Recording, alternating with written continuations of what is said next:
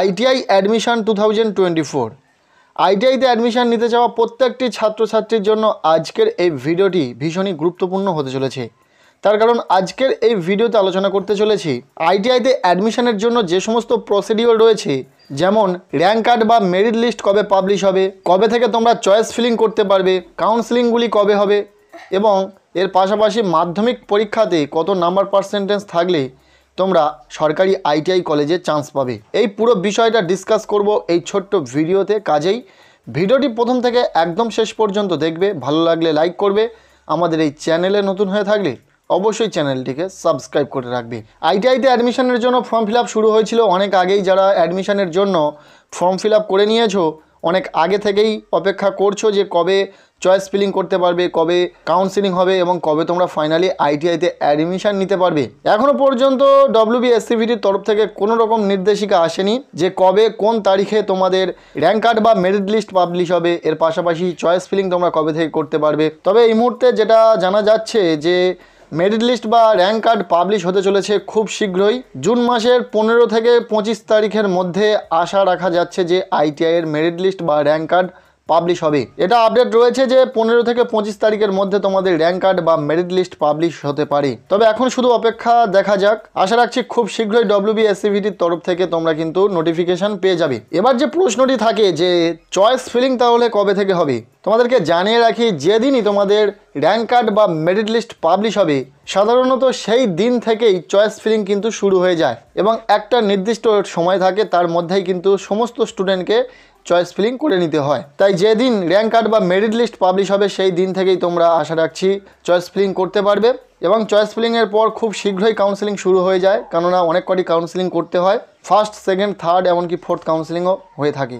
এর পাশাপাশি স্পট কাউন্সেলিংও হয়, যেখানে সরাসরি স্টুডেন্টকে কলেজে গিয়ে অ্যাডমিশন নিতে হয় যদি সেই কলেজে যে ট্রেডটি নিতে চাইছে স্টুডেন্ট সেই ট্রেডের সিট ফাঁকা থাকে। এই বিষয়গুলি নিয়ে পরবর্তীতে জানাবো যে কিভাবে স্পট কাউন্সেলিং হয়। এবং কাউন্সেলিংয়ের সময় আরও একটি বিষয় থাকে অটো আপগ্রেডেশন, যেখানে স্টুডেন্ট একের পর এক কলেজ চয়েস করতে থাকে, ট্রেড চয়েস করতে থাকে। যদি স্টুডেন্ট তার চয়েস করা লিস্টে 5 নম্বর অথবা 6 নম্বর চয়েসটি পেয়ে থাকে, তার সামনের যে চয়েসগুলো থাকে অর্থাৎ 1, 2, 3, 4, সেক্ষেত্রে সেই স্টুডেন্ট অটো আপগ্রেডেশন করতে পারবে। যে সিটটি বা যে চয়েসটি সে পাবে সেটা তো তার থাকছে, তার পাশাপাশি দেখা হবে যে তার আগের চয়েসগুলোর মধ্যে তাকে দেওয়ার মতো কোনো সিট রয়েছে কিনা। অর্থাৎ কাউন্সেলিংয়ের সময় যে চয়েস ফিলিং করেছিল স্টুডেন্ট সেই লিস্টে যদি কোনো চয়েসে সে অ্যালটেড হয়ে থাকে, সেই নাম্বার চয়েসের আগে যদি অন্য কোনো চয়েস তার থেকে থাকে, তার জন্য সে অটো আপগ্রেডেশন করতে পারবে এবং পরের কাউন্সেলিংয়ে আগের চয়েসগুলির মধ্যে কোনো চয়েস যদি পায় সেটা তো তার ভালো কথা, আর যদি না পায় যে সিটটি তার জন্য বরাদ্দ ছিল সেটা কিন্তু থাকবে। এবং স্টুডেন্ট যদি 1 নম্বর চয়েস পেয়ে যায় তাহলে কিন্তু তার জন্য অটো আপগ্রেডেশনের কোনো অপশান থাকবে না। তাই অবশ্যই যখনই চয়েস ফিলিং করবে খুব পছন্দের কলেজ অর্থাৎ বাড়ির কাছের কলেজ বা যেটা তোমার খুব পছন্দের কলেজ সেই কলেজটিকে আগে রাখার চেষ্টা করবে। আর সব কিছু কিন্তু চয়েস ফিলিংয়ের ওপর নির্ভর করে। তোমার মাধ্যমিকে অনেক নাম্বার থাকতে পারে, সেক্ষেত্রেও তুমি তোমার পছন্দের কলেজ নাও পেতে পারো। এই বিষয়গুলি নির্ভর করবে চয়েস ফিলিংয়ের উপর। তাই চয়েস ফিলিং স্টার্ট হয়ে গেলে তাড়াহুড়ো করে চয়েস ফিলিং করতে যেও না।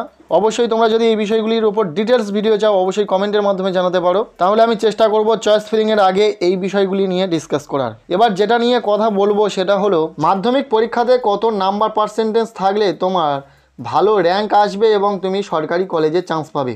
দেখো, এই বিষয়টার উপর একটি ডিটেলস ভিডিও চ্যানেলে দিয়েছি, অবশ্যই সেই ভিডিওর লিঙ্ক তোমরা এই ভিডিওর ডেসক্রিপশানে পেয়ে যাবে। কাস্টের ওপর কিন্তু সিট বরাদ্দ থাকে, তাই যদি তোমাদের জেনারেল যদি কাস্ট হয়ে থাকে তোমার, তাহলে কিন্তু নাম্বার পার্সেন্টেজটা একটু বেশি লাগবে এবং খুব ভালো করে চয়েস ফিলিং করলে তুমি কিন্তু সরকারি এবং তোমার পছন্দের কলেজ পাবে। এবং যদি তুমি ফিজিক্যালি হ্যান্ডিক্যাপ হয়ে থাকো তাহলে কিন্তু অনায়াসে খুব ভালো কলেজ পেয়ে যাবে। এর পাশাপাশি যদি তোমার ভোকেশনাল থাকে তাহলেও তুমি সরকারি ভালো কলেজ পাবে। এর পাশাপাশি যদি তুমি SC বা ST হয়ে থাকো সেক্ষেত্রেও তোমার যদি 60% বা তারও একটু বেশি নাম্বার থাকে, এক্ষেত্রেও তোমাদের পছন্দের কলেজ পাওয়ার সম্ভাবনা খুব বেশি থাকে। তো সম্পূর্ণ বিষয়টি তোমাদের সাথে শেয়ার করলাম। কেমন লাগলো ভিডিওটি অবশ্যই কমেন্টের মাধ্যমে জানাতে ভুলো না।